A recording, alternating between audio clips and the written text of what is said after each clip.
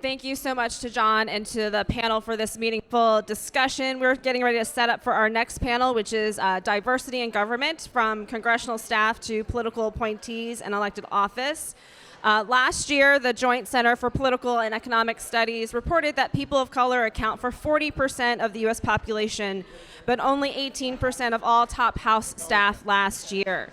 Although AA and HPIs are the fastest growing demographic, a recent report from the Reflective Democracy Campaign identified that AA and HPIs are the least likely to hold office, elected office, and make up only just 1% of elected leaders across all levels of government. This panel will discuss what is needed to ensure AA and HPIs are fully represented in government. And APAICS is a partner in this because each of the individual organizations that are on the panel we work with to assure that there are AA and HPI resumes for review for all of the positions.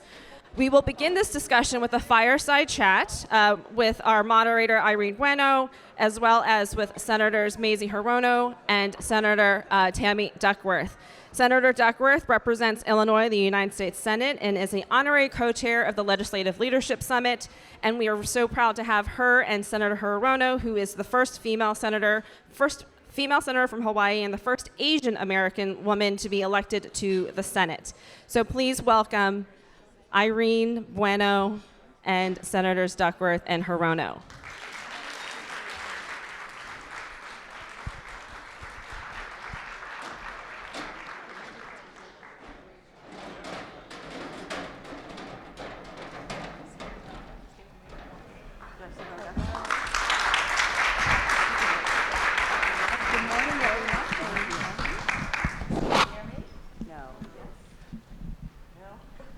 Can anybody hear me? Can you hear me? Yeah, okay, great. Good morning, everybody. I'm Irene Bueno, and I am just so honored to be here this morning with my sheroes, Senator Hirono and Senator Duckworth.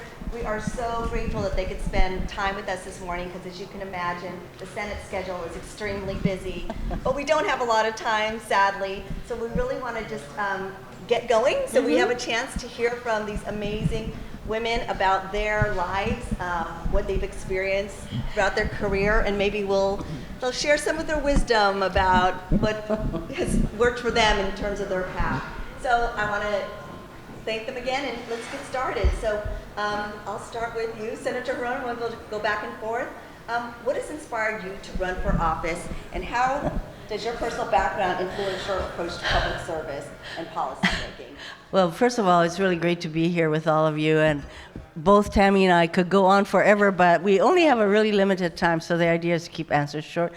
I'm an immigrant. I think that has everything to do with why I turned to politics as a way to make social changes. And I became an activist protesting the Vietnam War when I was in college, and I really pushed for abortion rights way back, and now the battles we thought we had won don't stay won, so we need to continue to fight, and so that's why I'm glad to be where I am. And we are so glad you are where you are. Thank you. Senator Duckworth? Well, I think I want to echo what Mazie said, because I think this is the typical path to elected office for women in particular, which is we become activists over something we care deeply about, and we're trying to fix something in our lives. Most women that I know who got into politics came into politics in that way. There are fewer women who I'm going to become a senator one day and say, I'm going to go be an intern, I'm going to go get a law degree, and I'm going to go work for a senator, and I'm going to work my way up, and then I can run for Senate. That's more of the typical path of the men. There's a lot of men who were interns in Senate pages and the like, but women generally come in because they they got mad about something. And wanted to fix it, and it became activists. For me, it was veterans' causes, and that's what led to politics. But I never thought I would be in politics. I was just pissed off that we weren't taking good care of our veterans. Mm-hmm. Exactly. And frankly, when I was in high school or college, I certainly wasn't thinking about a life in public service. And often if you keep if you don't determine that early in life that you're going to run for office, which I think is kind of a strange thing for somebody to say, oh, I'm going to run for the Senate now. Mm-hmm. Life is full of surprises, so it's often those surprises that open the door for a lot of other experiences that we bring to the table. Yeah, Emily's list says that women need to be asked 7 times to run for office before they actually finally say yes, on average. And but men wake up, look in the mirror while they're shaving, and go, why am I not a senator? That's right. That's so true. Well, you know, They act like they're God's gift, you know. So that's all I can say. We need to do more of that, especially Asian women. Yes, Totally. definitely. Well, I always put a plug. Whenever I have you both on a panel or individually, I talk about your books. You both wrote books a couple of years ago, and if you haven't read them yet, please read them. But I enjoyed the Audible version because I could hear their voices, and they obviously go much more into kind of where they came from and how they got to where they are. So I know you can't spend the whole time talking about that, but would love to hear a little bit more about that and what we can do to increase diversity. Like you said, women have to be asked 7 times. I'm hoping you weren't asked 7 times to run for office, but what are some things that in your background that would, encourage some of us to take that leap, to have that courage to run for office, and we can diversify the powers in DC and around the country? I was raised by a single mother who escaped an abusive marriage to my husband, not my husband, her husband, my father, who I never got to know. So this was in Japan at a time when women didn't do this. So my mother changed my life by bringing me to this country. I didn't speak any English. I was 8 years old or so. And so being raised by a parent who had that much courage certainly impelled and informed the decisions I made. I always wanted to do something that would give back to a state and country that provided opportunities I never would have had in a little rice farm that I grew up in a rural part of Japan. And so when you have a role model like my mother, this is why the book that I wrote, Heart of Fire, is dedicated to my mother, who literally changed my life. One person can make a difference. Thank you. Senator Duckworth? Well, my book is called Every Day is a Gift, and it really was just a series of letters I was writing to my girls because I had gone to my eldest daughter's field day at school, and she was very frustrated that I couldn't do a lot of the physical activities with her, like the 3-legged race and things like that. I mean, we could have done the 3-legged race, we just wouldn't have won. Or I should have just taken the leg off and given it to her and said, now run. And then she would have won. But that night she'd said to me, how come somebody else's mom couldn't have gone to war? Why did it have to be you? I'm mad because I wanted you to do these things with me. And so I started writing letters to my daughter explaining why America was worth it, why I would do it all over again, and sort of telling my life story in terms of all the things that happened. Just like Mazie said, I was just so grateful because when I was hungry as a kid in Hawaii, there was food stamps, so I didn't starve. There was a good public school. I didn't have to pay to go to school, but I was able to finish high school. There was a good University of Hawaii, where I was able to go to college in an affordable way. So I just was writing letters, and those became the book. And then I talked about diversity in the military during my service. It's funny because when I wrote the book, Senator Durbin saw the draft. He's like, Tammy, there's a lot of swearing in it. I'm like, yes, the Army chapters. But it was really more telling my daughters why serving this nation, first in uniform and then in the Senate, was worth it, and why I would do it again. Thank you. It sounds like both of you are motivated by something different in your life to run for public office. What can we do to increase diversity in the halls of power? Maybe encourage some people in this room to run. What are some things you could advise or have people consider? Running for office is not everybody's cup of tea, but there are so many advocacy organizations now. Back when I was in law school here, I wanted to get into public interest law. There wasn't that kind of opportunity when I went back to Hawaii. So there are just so many options, and I truly believe that, especially for women, there are so many more women going to law school now, 50% or more, and many of them are doing it because they want to do public service. And I totally encourage that because, believe me, it beats practicing law. I left my law practice when my firm said, oh, we're going to consider you for partner. I went, no, which is the opposite of what a lot of APAIA people, they aim for becoming partner, and when that was contemplated for me, I decided I had to make up my mind whether my heart was in the political arena or in law practice, and I chose politics, which is not the only way, but a lot of us start by working on somebody's campaign, or as Tammy said, there are just many experiential opportunities. Just do it. Make up your mind and Just go do something that might be different than what you think would be a career path for you. Yeah, I think what happens is oftentimes we self-select ourselves out of it. When I was in flight school, I was one of 2 women the entire year there, and there were thousands of men learning to fly helicopters, and there was 2 women. And the instructors would come to us and would come to me and say, hey, do you have any other girlfriends who would apply? Because women don't apply to the program, but when they do apply and they show up, they make better natural pilots on day 1 than men do. All has to do with multitasking capacity. If you want someone to fly a helicopter where you're controlling the tail with the feet, up and down with your left hand, which direction you're going with your right, read a map, talk to the other pilot, talk to the crew in the back, talk to the guy on the ground, you want a woman. If you want someone to take out a bridge and say, blow the bridge up, you want a man.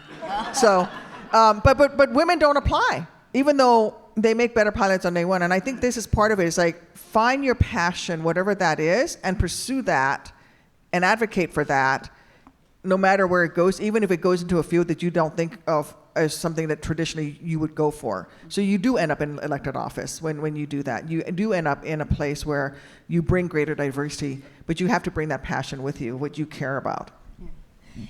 And you talked about an example of what happens when you have a lack of diversity. Can you think of what the impact has been because there's a lack of diversity? For example, you are the 2 only Asian Americans in the U.S. Senate.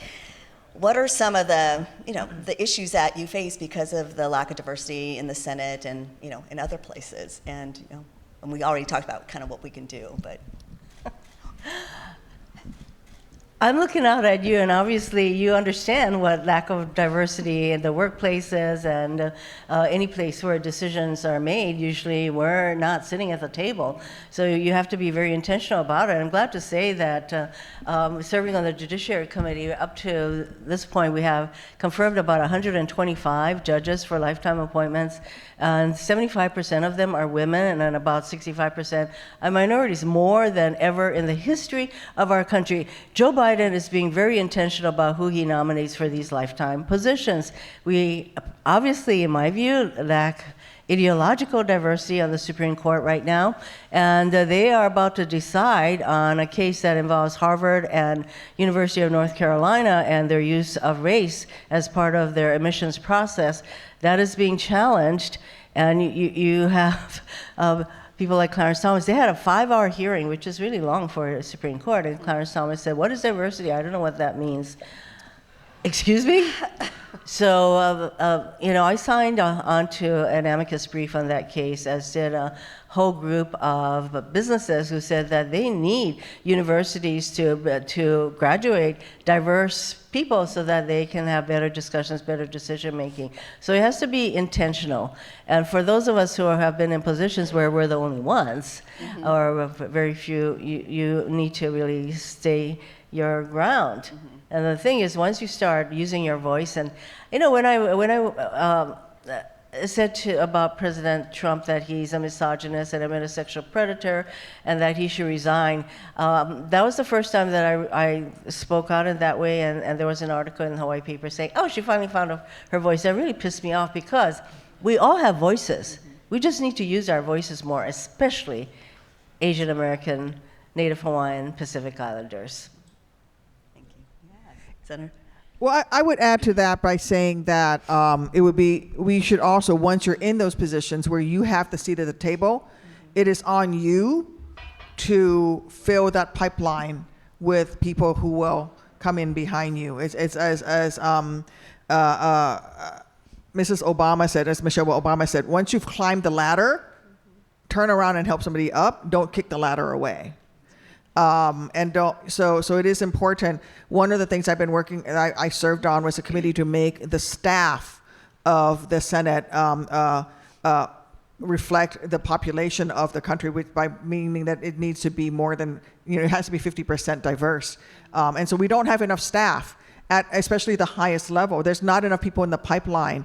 I'm so glad that what's happening with Mazie on the Judiciary Committee, that we are putting in more diverse judges. But one of the things that I hope to see is an AA and HPI judge on the Supreme Court. But one of the first things I get is, well, where's the bench? Not the bench like the judicial bench, but like a baseball. yeah. Where's the pipeline? There's not enough judges who've had enough experience at the highest level that could step up to the Supreme Court. We need to do that. We need to be growing chiefs of staffs and all of those in that pipeline. I have the only chief of staff who is a Native Hawaiian person, and so there aren't that many female chiefs, and then even within that group, you don't have that many who are of minority. So for a number of years, me, Cory Booker, and Kamala Harris were the three. Kamala referred to us as the POCs, the people of color. The Judiciary Committee, we all sat through seniority. We were the last people on the committee, and somebody wrote to us saying, do they make them sit like that because they're people of color? No, it's because of seniority. I miss Kamala on that committee, but it's really important to have diversity on a committee like that, also on the SASC, on the Armed Services Committee. On Armed Services Committee. Your presence, and on the Veterans Committee, because she comes with the kind of experience relating to veterans, and I'm female, and that is a unique kind of experience that not very many of us have. It's really important that she is on these committees, as would be the case for any of us. Yeah. No, I remember Senator Hirono when immigration was on the floor or being debated that you were the only immigrant on the Judiciary Committee developing immigration policy, which is crazy. So and representation is so important. Very. So before we turn to questions from the audience, so I'm priming you right now. If you have a question, just get ready. I think there's someone who's going around with microphones. But the panel before this, they talked about, I'm sorry, I didn't hear the full thing, but I think they were talking about anti-Asian hate. What are some things that we could do to address discrimination of all forms, including anti-Asian hate? At the policy level, or not the policy level. Racism in our country is never far below the surface, and so we have to be ever vigilant. And yes, passing the COVID-19 hate crimes bill with Tammy was an important step, but of course that doesn't solve all our problems. How do you make cultural attitudinal changes? And even now, as we see the shooter in Texas, a horrific situation, and all of that, we have a lot of racism in our country. And so we need to use our voices, speak up, and continue to speak up. That's one way that we do it. And you have to change the institutions. So the laws that we've passed, the hate crime bill, was really important because that's going to change some of the institutions. It's forcing the FBI, for example, to go back and re-look at all their cases and the ones that had just been classified as simple, non-racist crimes, look again, see if there's a racial element to them and identify them as such. That's important. We have to change the institutions. But we have to take a seat at the table and we have to be there. It's why it's important for folks to see that America looks like this too. America doesn't just look one way, that we are Americans as well. And that that's why the visibility is really, really important. And that's why, we've pushed for President Biden to appoint an AANHPIer to his cabinet. And he's nominated Julie Su and working really hard to get her confirmed. But we have to be in front and show that we are part of this country because we'll always be the others, right? We're still always going to have people come up to us and ask us, where are you from, really? I literally had that when I was wearing the uniform of this country with the American flag on my shoulder, flying a Black Hawk helicopter. I had people come up to me, oh, where are you from, really? I'd be like, what the F more do I have to do to prove that I'm American? Literally, I am wearing her colors in combat, and you're asking me where I'm from. And so representation, showing up, and pushing for it at all levels. Thank you so much. Okay, do we have any questions? We have about 3 minutes or so for questions. I know there'll be a lot. Good morning. My name is John Paculdo Koenig Chauffeur. I'm a second-year student at UC San Diego. First of all, I just want to start off. I want to thank both Senator Hirono and Senator Duckworth for being here today. It really means a lot. You guys are phenomenal leaders and really are role models. I look up to you guys a lot, so thank you. My question, I kind of want to bring it back to that discussion about discrimination and hate. I want to ask, have you faced any specific instances of hate or discrimination in your political careers, and how have you dealt with that? Of course. Well, I know that I trigger outsized outrage, And as John Ossoff, who is the youngest member in the Senate, he said, Mazie, your very presence here is an outrage to some people. And so while growing up in Hawaii, we have no racial majority, so I didn't face that kind of overt racism. But of course, coming here, yes, every time Fox News comes after me, then I get tons of phone calls, really terrible kinds of outrageous sort of phone calls where she should drop dead is one of the nicer ways of putting it. And this is why it is really important that we are here, that Tammy and I are here. You know, it's not as though anybody handed over these positions to us. We had to bust our coalies for this. And so you have to get in the arena. It's not just us. As I said, one person can make a difference. Each of you has, you have all kinds of talents and abilities. You can make a difference and use it. And so racism is never far below the surface in our country, and it's certainly percolating up. And domestic terrorism is the most troubling issue that we are facing from a law enforcement standpoint, and most of the crimes are committed by white supremacists. We are a country awash in guns, and yet we don't make those kinds of changes. So truly, who votes? You know, I think more people, especially the younger people, I am gratified to know a lot of young people are very active and they care about the fact that we're not doing anything much on gun safety, that we're not protecting a woman's right to choose their entire voting rights. All of these things are at risk. Democracy is at risk, and young people are stepping up. That gives me hope. Stepping up meaning that they are not going to vote for people who don't hold their values as they seek their votes. Yeah, in my first campaign, unsuccessful, I lost that campaign, but in that campaign I was running, I was to be the first Asian elected to any federal office in the state of Illinois. And my opponent at the time, who did end up beating me, in his ads, he photoshopped my face to make it extra wide and turned my eyes into slits and colored and darkened my skin. And photoshopped me standing at the border handing out wads of cash to people in hoodies climbing over a fence. That's 2006. What you need to do is call it out for what it is and say that is racist, and then don't let people get away with it, and that's really important to do.